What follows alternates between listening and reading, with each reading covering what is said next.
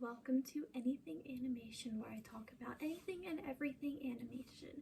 Except today I'm not talking about something animated, I'm actually talking about something live action for the first time. I'm going to be talking about the live action Monster High movie that aired on Nickelodeon. Now, I did make a video on the history of Monster High, the dolls, talking about their beta designs, the idea, how they came to be. Yeah, their Gen 1 controversies, the birth of Ever After High, which led Disney copying that, creating Descendants, which led to the downfall of Ever After High, which made Mattel, the company that makes Monster High, freak out and reboot Monster High for a younger audience, creating Gen 2, talking about how nobody likes Gen 2. And I think at the very end of that video,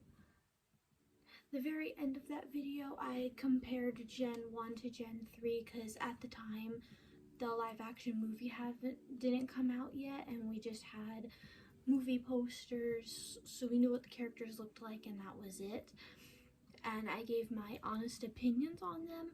Unfortunately, that video was like an hour and 20 minutes long, and every time I try to post it, it won't let me post it, and I think it's because it's too long.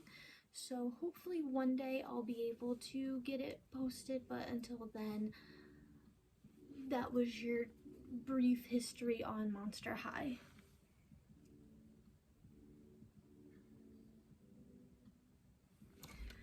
Anyway, that's the brief history of Monster High, the dolls from Gen 1 to Gen 3. Now let's talk about the Monster High live action movie before this video becomes over an hour long and I can't post it either. So Claudine Wolf is the main character instead of Frankie, and she is half wolf. The start of the movie,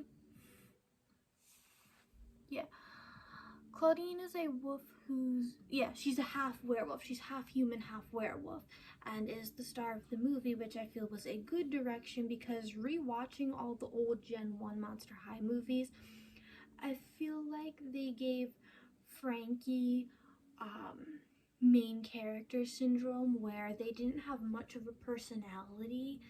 It's just the plot happened around them because they're the main character.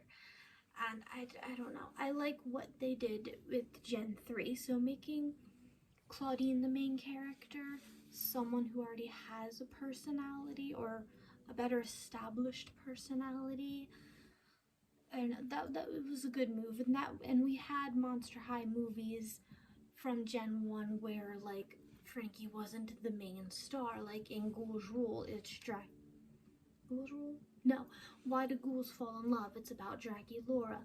Great Scarier Reef is about Laguna. Like, we've had Monster High movies where Frankie was there but wasn't the main focus.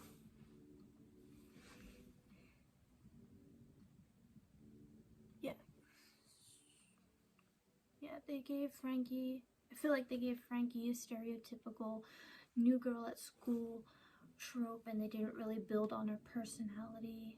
Yeah.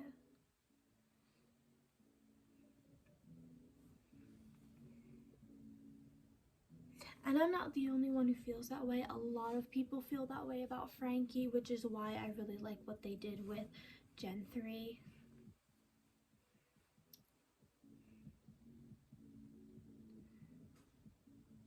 Yeah. The plot happened around them because they're the main character, and I really think if Gen 1 would have really dove into that 15 days old over-exaggerated fish out of water trope and cranked it up to 100 like they did in Gen 3, I feel like Frankie would have been more people's favorite characters. Like, they're 15 days old. They don't know what anything is. They're very socially awkward. They don't know anything, and it's very, very funny and can actually lead to some very funny situations. And actually, out of Gen 3, Frankie is one of my favorites. But when I look at Gen 1, they're just okay. But the way the movie opens up with Claudine skateboarding at a skate park, yeah. So yeah, the movie opens up with Claudine skating at a skate park, and her helmet gets knocked off, revealing her wolf ears, which I find very, very funny because because in the movie they see her wolf ears, they freak out and they chase her, even though people wearing animal ears is like pretty common. I'm pretty sure if this was like the real world or whatever, nobody would bat an eye. I think the worst thing that would happen is somebody would yell furry, and then they chase her out of the park because they think she's a furry. I don't think they'd call her a monster and chase her out. I don't know. But yeah, I feel like nobody, if your helmet gets knocked off and you have ears, I feel like nobody would bat an eye. Maybe it's because I'm a cosplayer and I've seen some things. Maybe it's because I've been to one too many Comic-Cons, or I've just been on the internet for too long, but I feel like nobody would care. But anyway, the kids chase her. The kids discover she's a werewolf, and she gets chased out of the park, and she runs all the way home. We see her dad, who throws her this super cute little surprise birthday party, and we learn Claudine is half werewolf, which a lot of people were freaking out about, but as a Monster High professional, I'll have you know, in Claudine's original beta design, her wolf ears were actually part of the headband, a headband, which were removable, because originally Claudine was supposed to have a human form. Why they didn't go with this idea, I don't know, but in the original beta design, Claudine was, when you took the wolf ears off, she was supposed to be in her human form. With the wolf's ears on, she was in her wolf form, which makes sense because werewolves transform on the full moon. So Claudine having a human form or being half werewolf, half human, it makes sense. Like, I guess a lot of people didn't know that, and that's why they were freaking out, but like, it makes sense. Werewolves have human forms. We just never saw Claudine's in Gen 1 because we never saw it. I don't know why they changed it from a headband to permanent wolf-formed ears on her head, but they did. Anyway, so her being half werewolf, half human doesn't really bother me. I know a lot of people were freaking out over it.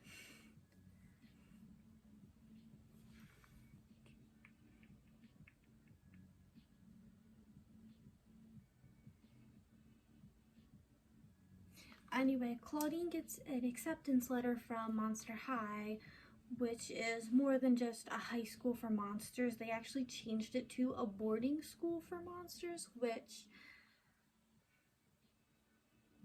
I don't think the original Gen 1, I don't think it was a boarding school. I think it was a regular high school. I don't quite remember. I remember the books. Did the book say anything about dorms? I don't remember.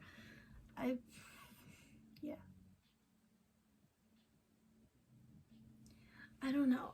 I don't think it said anything, but I don't know if it was like inferred or not. I remember some of the Gen 1 Monster High monsters, I remember looking at them and being like, where are your parents? Who is taking, do you live down here? Like, I remember Operetta was one of them because she hangs out in the catacombs a lot. So I'm like, do you live down here? Where are your parents? Do you go to class? When do you have time to hang out down here? And there were a few other Monster High characters where I'm like, do you like live here? Where are your parents? So I'm kind of glad that they established it's a boarding school to kind of loose the confusion. Either that or child me was just very dumb.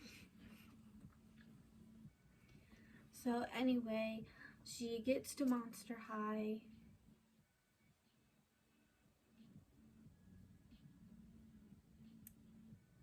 Okay, there I am in the script. to get to Monster High is you have to go through a portal that only monsters can go through. There are multiple portals to get to Monster High, but you have to be a monster to get through them, so us humans can't do it. And we get our first song about Claudine being happy she's going to Monster High. And I give it a 7 out of 10. I really like it.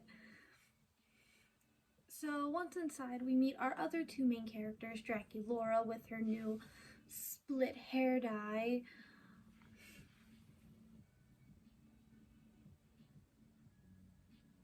which everyone was freaking out about.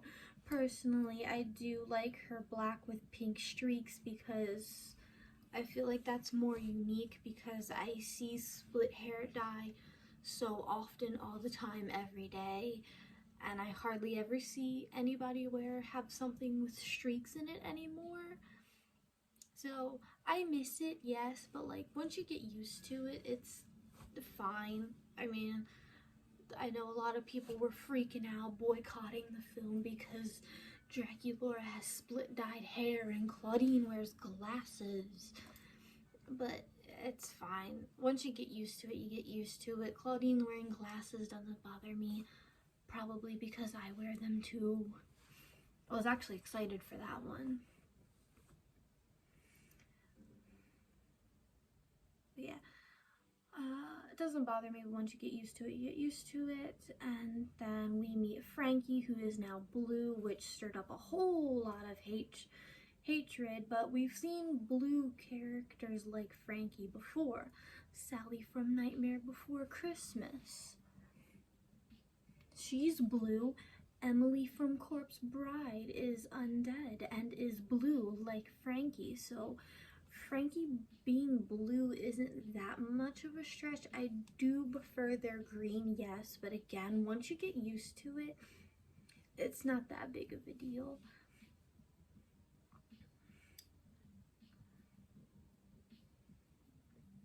Once you get used to it, it's not that bad. And one of Frankie's signature colors is blue. I mean, if you look at Gen 1 and you think Frankie, what do you think of? You think blue. You don't think green. Draculaura's pink, Claudine's purple, Frankie's blue, Cleo's yellow/gold. Like, you think of blue, so it kind of makes sense. Unfortunately, because Frankie is the blue character, Laguna Blue couldn't be blue, and I think that's why they made her pink. I think Gen 3 Monster High had a bit of a blue princess problem. And if you don't know what the blue princess problem is, it happened with Disney when it came to Cinderella and Aurora/Sleeping Beauty. And eventually it reached Ariel. So if you watch the original Cinderella, her ball gown is actually silver, not blue. It only appears blue in the dance sequence when she's dancing with the prince because of the lighting. You can tell this because the prince's shirt, which is white, also changes to the same shade of blue. But because they kept, saturating the colors and fixing the sound and they took it out of the Disney vault and they kept brightening the colors, saturating the colors, fixing the sound, saturating the colors, they actually scrubbed away some of the original line work. If you watch one of the remakes versus the original, they scrubbed away some of the details, some of the line work in the dress. Not only that, but they colored it in bright blue.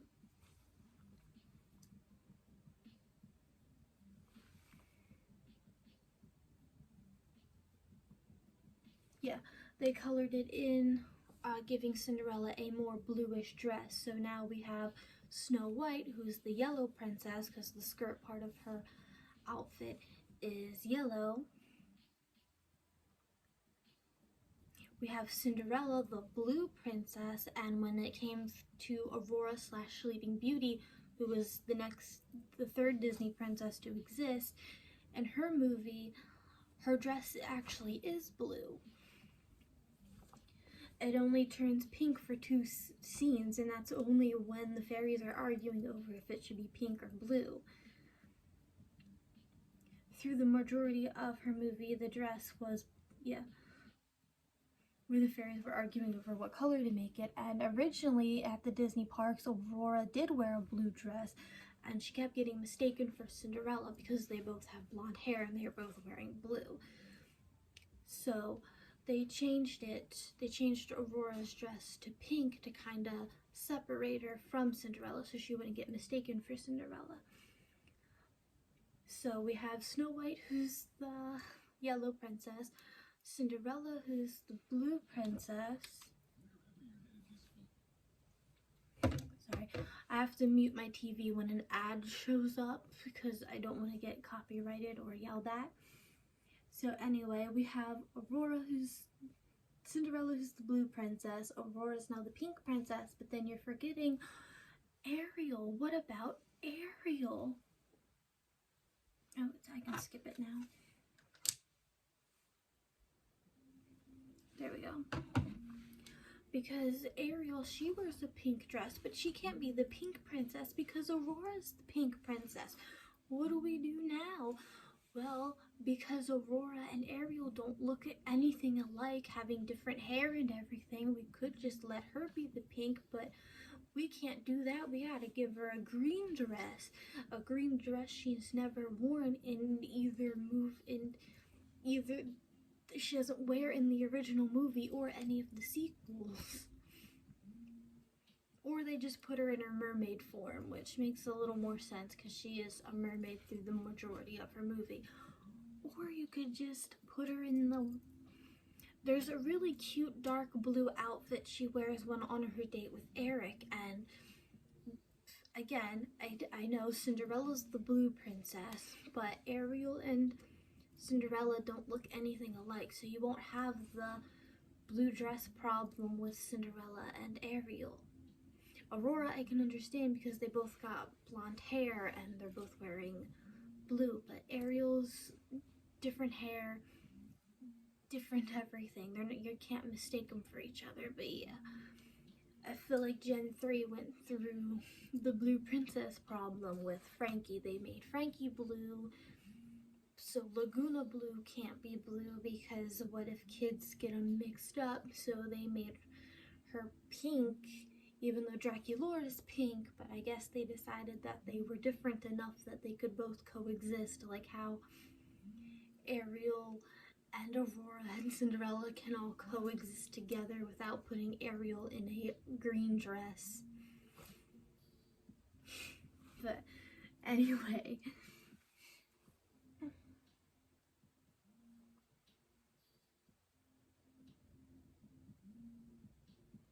But yeah, I think that's why Laguna isn't blue. So anyway, I digress.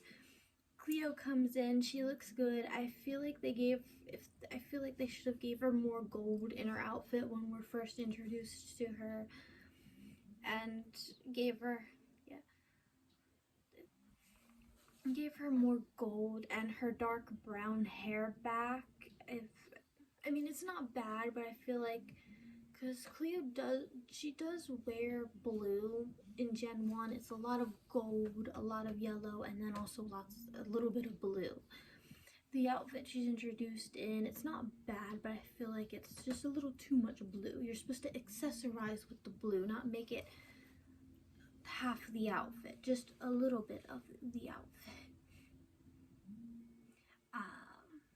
But yeah, not bad, it's fine. And then we meet Gulia, who doesn't do much in this movie. Yeah, she speaks English and not zombie, which does lose some of the charm, but hey, now we know what she's saying.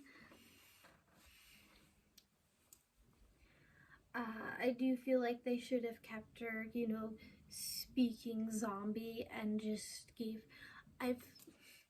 So when it comes to Gulia and speaking zombie, she speaks English in Gen 3, which I don't like it. I feel like they could have done one of two things. Make Gulia be able to speak both languages, which maybe she can and we just haven't heard her yet because she only appears, I think, twice in this movie. So she could just be speaking both languages. I've seen a lot of people talk about how they should have made Gulia speak zombie and only zombie and then communicate through English with an iPad, like how some kids who are unable to talk, they communicate through an iPad like device, and they should have gave her that. I like that idea. I really do. So either one of those things could have been fine. I really like the iPad idea because how many characters can you name? How many cartoon characters can you name that speak through an iPad? So I know some kid who can't speak and can only talk through an iPad. If they see that, they're gonna get excited and they're gonna say, "Look, look, look! That's me! That's me!" Just like what I did when I saw Gen 3 Frankie. I did the same thing, and I want to see that. I want to see some kid go, "That's me." I just think it's cute. So yeah, I do like the iPad idea. Unfortunately, we didn't get it, but there's still a chance maybe Goya does speak zombie. It's just English is her second language and she can just speak both.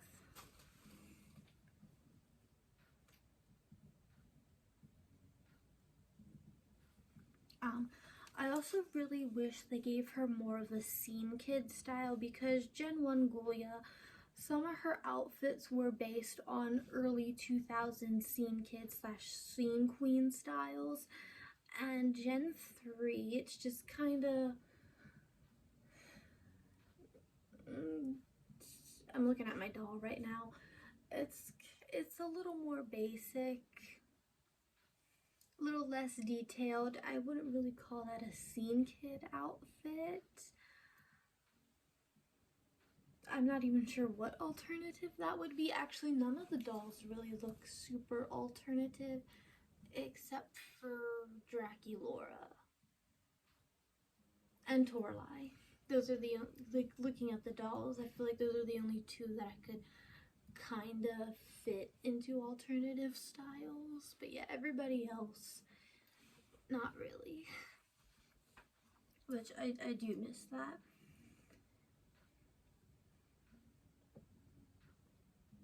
And lastly, we meet Deuce, who looks okay. A lot of people were worried that he didn't have snake hair because he keeps on a beanie, and he does have snake hair.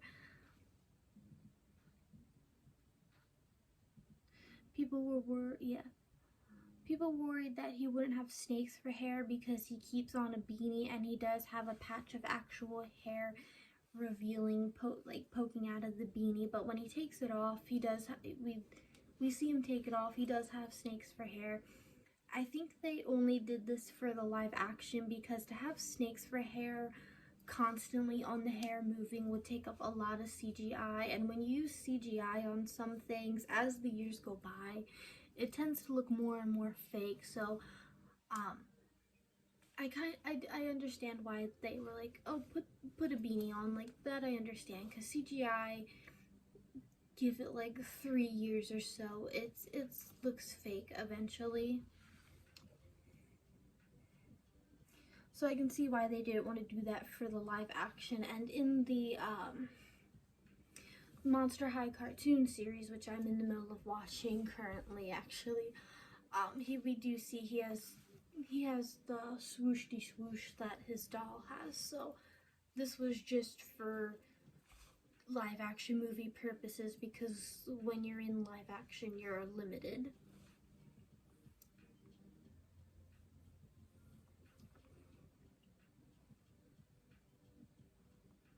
Claudine meets Headmistress Bloodgood and gets intimidated and accidentally slowly changes back into human form. In class, we get our second song, 2 out of 10. I don't really care for it. We learn about a half monster named Jekyll and Hyde, which is a horror book, I believe, but I'm not sure. The teacher talks about Mr. Jekyll having a secret lab somewhere on Monster High campus where he tried to make a cure so that he could become completely monster instead of a half monster, half human.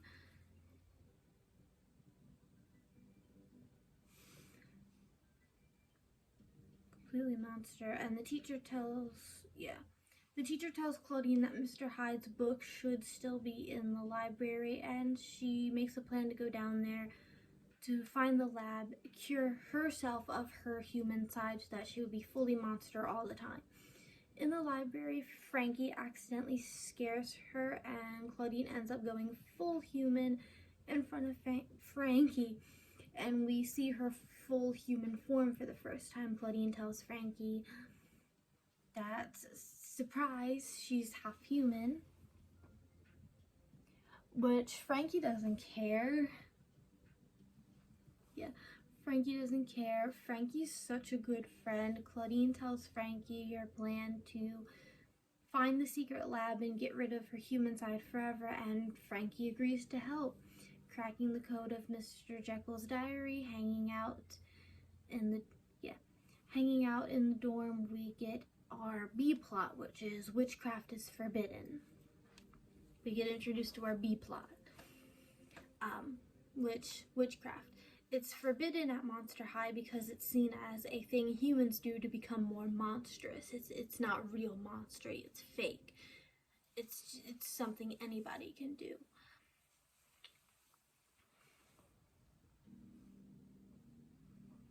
Draculaura puts a spell on Cleo, giving her a zit so she'll leave. After a curfew, witchcraft is banned. Draculaura secretly practices witchcraft.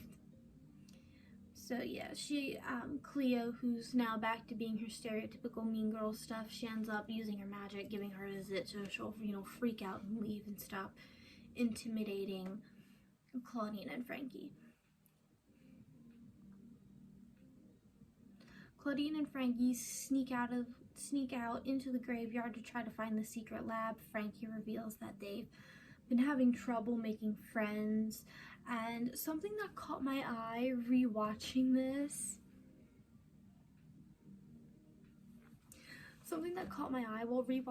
I didn't really catch it. I mean, I caught it the first time, but I didn't realize how much they go into it. Frankie's very autistically coded, and as somebody with autism, I really like that. It might and it's now one of the reasons why I like Frankie. We both have autism, we're both non-binary, so me and them do have a lot of similarities. But anyway, they talk about how their brain works different. I love the way that they explain.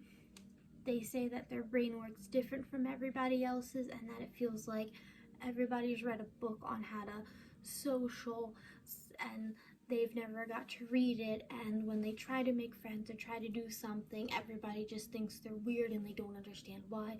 Something that people with autism and also other neurodivergent people have to deal with.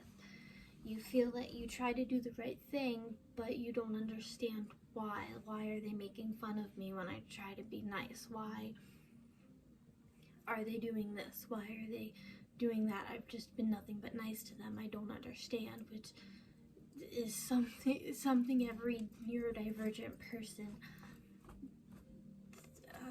they feel that way when they try to make friends or try to talk to somebody or do anything. It's always, they're making fun of me, but I don't understand why, or I think they're making fun of me, but I don't understand why. I think that was sarcasm, but I'm just not sure. This stuff like that. And then the other, what's the opposite of neurodivergent? Neurotypical people, they'll sometimes find out that somebody is neurodivergent, and then they play these mental gymnastic games with them, and the neurodivergent person doesn't understand. Why are they nice to me today, but why are they mean to me today, but nice to me yesterday? Why were they treating me this way today, but tomorrow I know it'll be different? They like to play these mind games with them to see the reaction. But yeah, and then this really funny thing happens while they're in the graveyard, where they have this nice heartfelt moment about not knowing how to socialize and basically being low-key neurodivergent.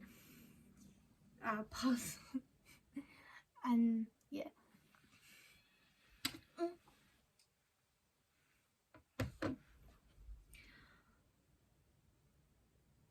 Where was I?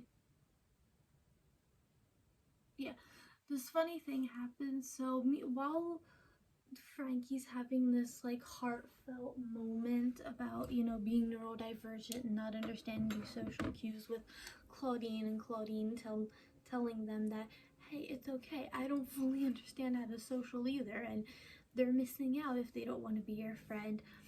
Goya, who's a zombie, pops out of the graveyard because zombie, and talks, says like, you're being too loud, and then just throws the dirt back on herself and falls back asleep, which made me laugh out loud. There are some points in here, mostly with Frankie, that made me laugh like out loud, like the, wow, this is a pickle, how can I help? Or the, I've got mayonnaise. Like, they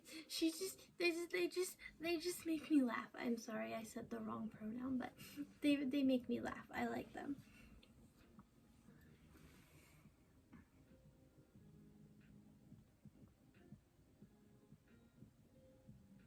Yeah. Meanwhile, while in the graveyard, we see Draculaura practicing witchcraft. Oh no, now Frankie and Claudine know Draculaura does witchcraft. Eventually, Claudine tells Draculaura her half-human secret and about the lab and all that, you know, info dumping. There's a secret lab building that they can't get the door open to. Song 3 starts. 5 out of 10, good, but not as good as the first one. The 3 monsters all need to gather different ingredients for a spell that Draculaura is going to perform on the door to make it open.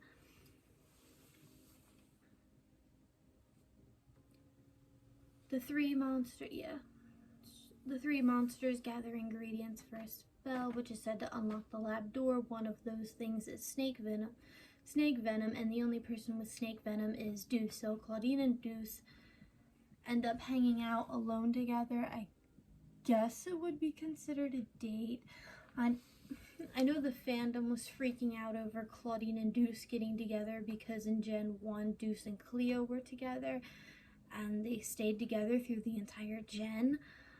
I do like how it is handled. In Gen 3, they're not together, but they were. They were together, but they broke up over the summer, and I feel like that's a little nod to Gen 1.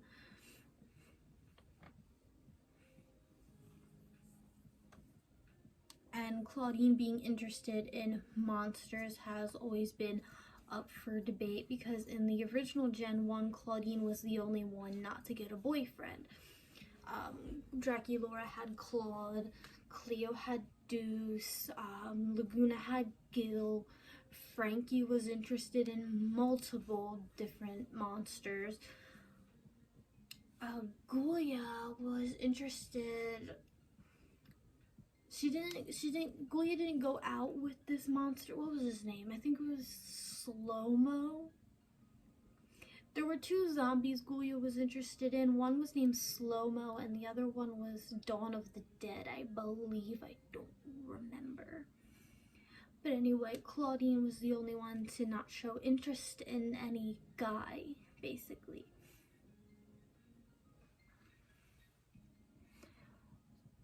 Yeah, she was never interested in getting a boyfriend or wasn't interested in a guy, except for at the very end of Ghoul's Rule where we see her asking a guy to dance.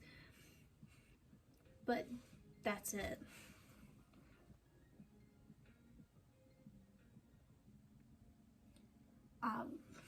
And a lot of, because it happens at the very end of the movie, a lot of people tend to forget that she asked a male vampire to dance, and that's the only time we've ever seen her be interested in a person. And hey, maybe she was just interested because she wanted to be friends, who knows. But anyway, because of this led to the fandom assuming Claudine was a lesbian.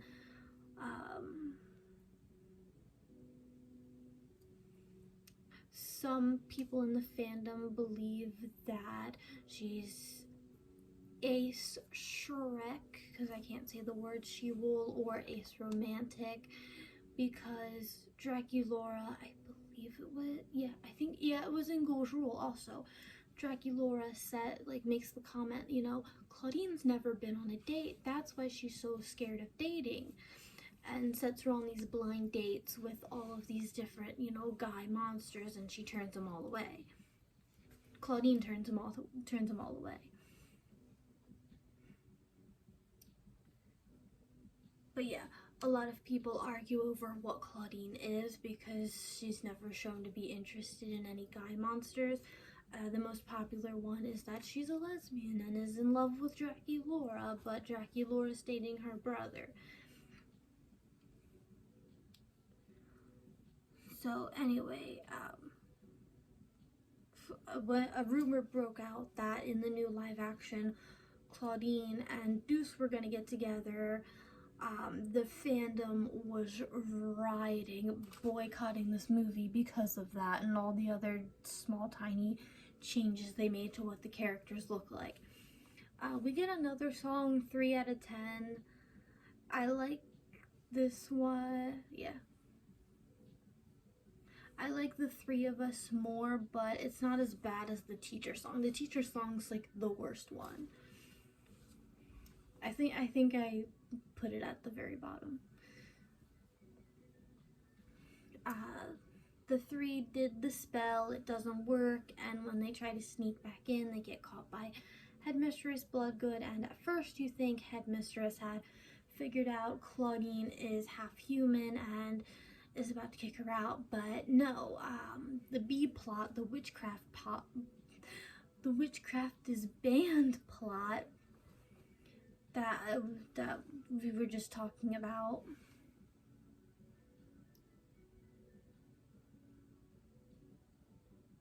Yeah, figured out Claudine was half human and is about to kick her out, but no, the witchcraft is banned plot comes out, and it turns out Cleo figured out Draculaura practices witchcraft.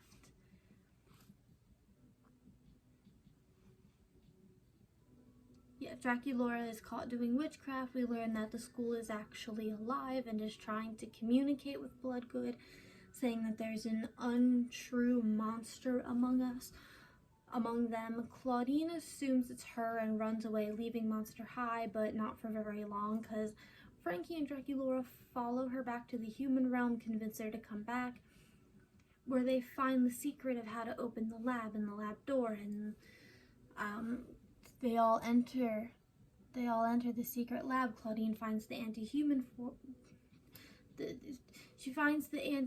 secret formula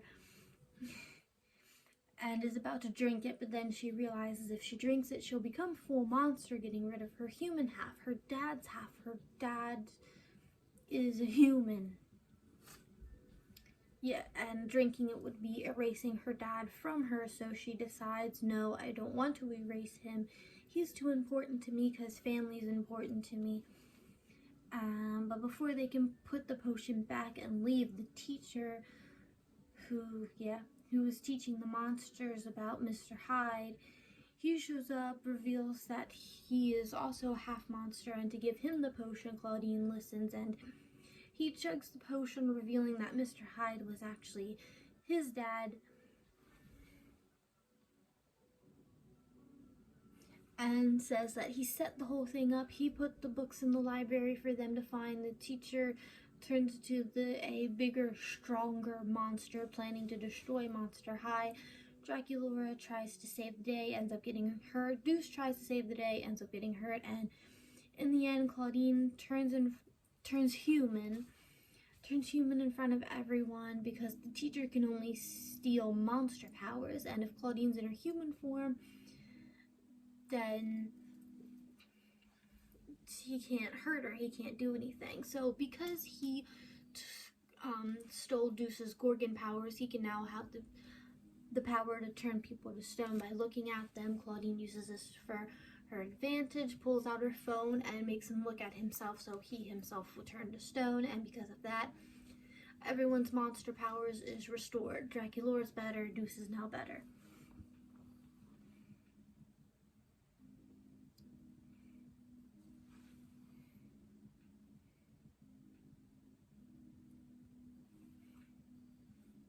Yeah. if she's not a monster, if she's not in her monster, yeah, uses the gargoyle powers. Gargoyle? The Medusa power. Why did I say gargoyle? I guess because stone. Uses the Medusa powers stolen to defeat him, and everybody sees Claudine's half. Everybody knows now that Claudine's half monster, and in the end, that's the end. Turns out she gets accepted even though she's a half human, half monster. And true monster heart will now mean anybody who has a true monster heart, regardless if they are a monster or not. And that's the end. I actually really enjoyed this movie. It was very cute in a very campy sort of way. I liked it. Is it Gen 1? No. Will we ever get something as good as Gen 1? No. But instead of comparing and contrasting the two and then declaring Gen 1 is better because nostalgia goggles, I kind of like to look at Gen 3 as its own thing. And I really like, there was a commercial that Mattel did with Monster High. It showed the Gen 1 Draculaura, Frankie, and Claudine, and then it showed the Gen 3 Draculaura, Claudine, and Frankie, and then it said, like, we're friends in every universe, or something like that. Which means that Gen 3 takes place in a parallel universe, and I really like that idea because I feel like it kind of made people stop comparing the two to each other, and instead of looking at it as a reboot of something you once loved, it is a different version of something you like. We're in a different universe. This is a different universe from that. So no, these characters are not the same, but they are connected. So that's why everything's kind of the same, but kind of not, because it's a parallel universe, and that's how parallel universes work. So I really like how they did that, and I really like thinking about the gens as that, as different parallel universes. Because the way parallel universes work is everything's the same except for slightly small changes. And it's just perfect. It's just perfect to describe the gens. But yeah, so I really enjoyed it, and I heard, well, I didn't hear, there is a sequel coming out this year, so once I watch that, I will dress up and tell you about that one. Okay, thank you so much for watching. Bye!